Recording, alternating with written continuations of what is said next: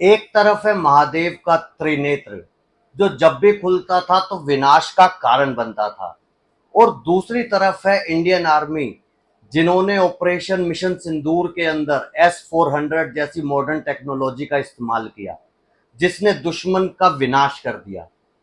तो क्या ये कोइंसिडेंस है, या मॉडर्न टेक्नोलॉजी के हथियार हमारे लिखे हुए ग्रंथों के अंदर जो पावर्स हैं उससे इंस्पायर होकर बनी है? नमस्कार, मैं हूं अभिषेक और स्वागत है आपका अभिषेक पीओवी में। हम यहाँ इतिहास को तोड़ते नहीं, बल्कि उन्हें डिकोड करते हैं साइंस के लेंस से। तो इस वीडियो के अंदर आप हमारे साथ अंत तक बने रहें और इसी टॉपिक की पूरी जानकारी लें। शिवजी के त्रिनेत्र जब भी खुलता था तो डिस्ट्रक्शन होना तो तय था। साइंस के हिसाब से इसको डायरेक्टेड एनर्जी वेपन बोला गया है, जो आज की सरल भाषा में बोले जाए तो लेजर वेपन या हाईली फ्रीक्वेंसी माइक्रोवेव इक्विपमेंट्स, ये प्योर डिस्ट्रक्शन करते हैं। अब त्रिनेत्र जब खुलता था तो क्या क्या होता था? बहुत हीट निकलती थी, मासिव डिस्ट्रक्शन होता था, और ये सिर्फ अपनी इंटेंट से पावर जनरेट करता था। और मोस्ट इंपॉर्टेंटली, जब भी शिव जी ने त्रिनेत्र खोला है तो ये कोई अस्त्र नहीं था, ये सिर्फ उनके इंटेंट से एक्टिव होता था। इसके अंदर कोई भी फिजिकल फॉर्म का हथियार नहीं था, वो सिर्फ सोचते थे और अपने माइंड से उसको यूज करते थे। रिसेंटली इंडियन आर्मी ने ऑपरेशन सिंदूर के अंदर रशिया का बनाया हुआ S-400 डिफेंस मिसाइल सिस्टम का यूज किया, जो अपने आप में बहुत ही पावरफुल और बहुत ही एक्यूरेसी वाला सिस्टम है। S-400 400 किलोमीटर तक की रेंज पे वार कर सकता है, इसकी जीरो एरर है, और 90% से ज़्यादा एक्यूरेसी से ये दुश्मन के आए हुए मिसाइल, एयरक्राफ्ट और ड्रोन्स को ख़त्म कर सकता है। और इस मिशन के बाद हमारी इंडियन आर्मी ने पूरे वर्ल्ड को बता दिया कि हम अपनी सुरक्षा करने के लिए हमेशा प्रिपेयर रहते हैं, और कोई भी दुश्मन अगर हमारे ज़मीन पे आने की कोशिश करेगा तो हम उसको वहीं ख़त्म कर देंगे। और आज की डेट में इंडियन डिफेंस सिस्टम अपने आप में शिव जी के त्रिनेत्र की तरह पूरे आसमान पर नज़र बिछाए हुए है कि अगर कोई दुश्मन हमारे ऊपर आने का हमला करेगा या कोशिश करेगा, उसको वहीं पे ख़त्म कर दिया जाएगा। अभी तक हमने बात करी शिव जी के त्रिनेत्र और S-400 की इंडिविजुअल पावर्स की। चलिए एक छोटा सा कंपैरिजन करते हैं कि इनमें क्या सिमिलैरिटीज़ हैं, क्या डिफरेंसेस हैं, और मोस्ट इम्पोर्टेंट दोनों का एम क्या है। तो सबसे पहले बात करते हैं नेचर ऑफ वेपन की। शिवजी का त्रिनेत्र एक लेज़र बीम था, जो जब भी ओपन होता था तो सामने बिल्कुल डिस्ट्रक्शन हो जाती थी, और इसमें कोई फिजिकल टच नहीं होता था।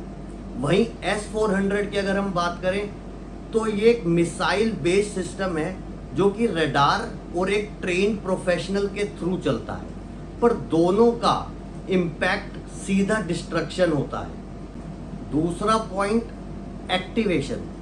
शिवजी का त्रिनेत्र एक्टिव होता था उनके इंटेंट से, उनके गुस्से से। जब भी शिवजी को ऐसा लगता था कि अब वो समय आ गया है कि तीसरी आंख खोल दी जाए, तो वह सिर्फ अपने माइंड को कमांड देते थे और वो वेपन चल जाता था। वहीं S-400 एक रडार सिस्टम है, जहाँ पे मशीन को एक कमांड देनी पड़ती है। पर AI के एवोल्यूशन के बाद ये भी धीरे धीरे कुछ इसी तरीके से होता जा रहा है जैसा हम त्रिनेत्र की बात करते हैं, कि AI अपने आप थ्रेट को डिटेक्ट कर लेगा और अपने इंटेंट से ही S-400 जैसी मिसाइल शूट हो जाएंगी और दुश्मन के जो भी ड्रोन्स, मिसाइल्स या सैटेलाइट्स आ रहे हैं उनको डिस्ट्रक्ट कर देंगे। तीसरा पॉइंट, इम्पैक्ट। शिवजी का त्रिनेत्र जब भी खुलता था तो सामने वाला सिर्फ जलता नहीं था, वेपोरेट हो जाता था। ऐसे ही S-400 जब भी टारगेट पे पॉइंट करता है तो वो टारगेट वहीं पे ही ब्लास्ट हो जाता है, और उसके सिर्फ अवशेष जमीन पे आते हैं। नो एस्केपिज्म, 90% एक्यूरेसी, और एरर लगभग 0। अगला पॉइंट, सर्विलेंस।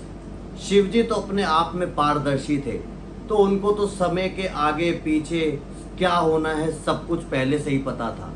पर S-400 भी कुछ कम नहीं है। ये 600 किलोमीटर तक की रेंज को डिटेक्ट कर सकता है, वो भी 360 डिग्री। तो ये कितनी कॉमन सिमिलैरिटीज हैं इन दोनों के अंदर। और लास्ट में हम बात करेंगे पर्पस की।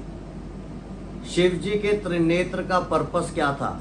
जब भी धरती के ऊपर डिसबैलेंस होता था पाप और पुण्य में, धर्म और अधर्म में, तो तब वो नेत्र खुलता था सिर्फ धर्म की रक्षा करने के लिए और धर्म को बनाए रखने के लिए। ऐसे ही S-400 एक डिफेंस सिस्टम है। ये दुश्मन पे वार उनके घर में घुस के नहीं करता, सिर्फ अपनी धरती पर आने वाले आक्रमण को बचाता है। तो ये दोनों टूल एग्रेशन के तो हैं, पर सिर्फ अपनी आत्मरक्षा करने के लिए। तो हमारी संस्कृति में और हमारी इंडियन आर्मी में हम आत्मरक्षा पे विश्वास ज़्यादा करते हैं, ना कि दूसरे की ज़मीन में घुस के उन पे कब्जा करने।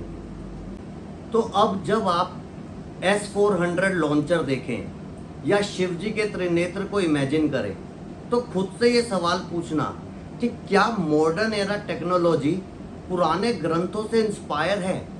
क्या वो सारी चीज़ें जो हमारे ऋषियों ने बहुत हजार साल पहले अपने ग्रंथों में लिख दी थी, तो क्या मॉडर्न डे साइंटिस्ट उन्हीं का ही रेफरेंस लेके नई टेक्नोलॉजी को डेवलप तो नहीं कर रहे? ये सवाल अपने आप से पूछना जरूर। ऑपरेशन सिंदूर सिर्फ एक ऑपरेशन नहीं था, ये एक मैसेज था वर्ल्ड के लिए कि हिंदुस्तान सिर्फ अपने इतिहास में शक्तिशाली नहीं था, आज भी वो बल और शक्ति में सबसे आगे है। S-400 हमारे डिफेंस सिस्टम के ऊपर पूरी एक नज़र ऐसे बनाए बैठा है जैसे शिवजी का त्रिनेत्र था। जैसे शिवजी ने त्रिनेत्र से असुरों का विनाश किया था, ऐसे ही S-400 हिंदुस्तान पे आने वाले किसी भी थ्रेट, किसी भी मिसाइल, किसी भी ड्रोन को वहीं भस्म कर देगा। ये है हिंदुस्तान की ताकत, ये है इंडियन आर्मी की ताकत। फ्यूचर ऑफ वेपन्स क्या है? Thought control weapons, AI intent strikers.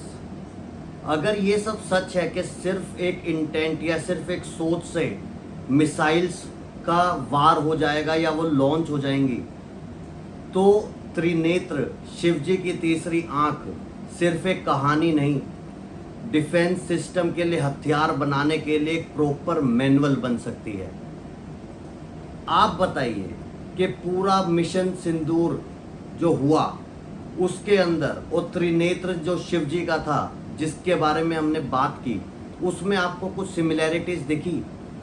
क्या आपको ऐसा लगता है कि जो फ्यूचर है वेपन्स का वो कहीं ना कहीं हमारे ही ग्रंथों में से इंस्पिरेशन लेके बन रहे हैं? आप अपना point of view comment section में ज़रूर लिखना, ताकि हम उसके ऊपर कुछ और चर्चा कर सकें और इस टॉपिक को और इलेबोरेशन में स्टडी कर सकें। अगर अभी तक आपने मेरा पेज लाइक नहीं किया है तो इसे लाइक कर दो, सब्सक्राइब कर दो, और जितने दोस्तों को डिफेंस सिस्टम, वेपन्स और शिवजी के अंदर इंटरेस्ट हो उन लोगों को ये वीडियो शेयर ज़रूर कर देना। Thank you so much.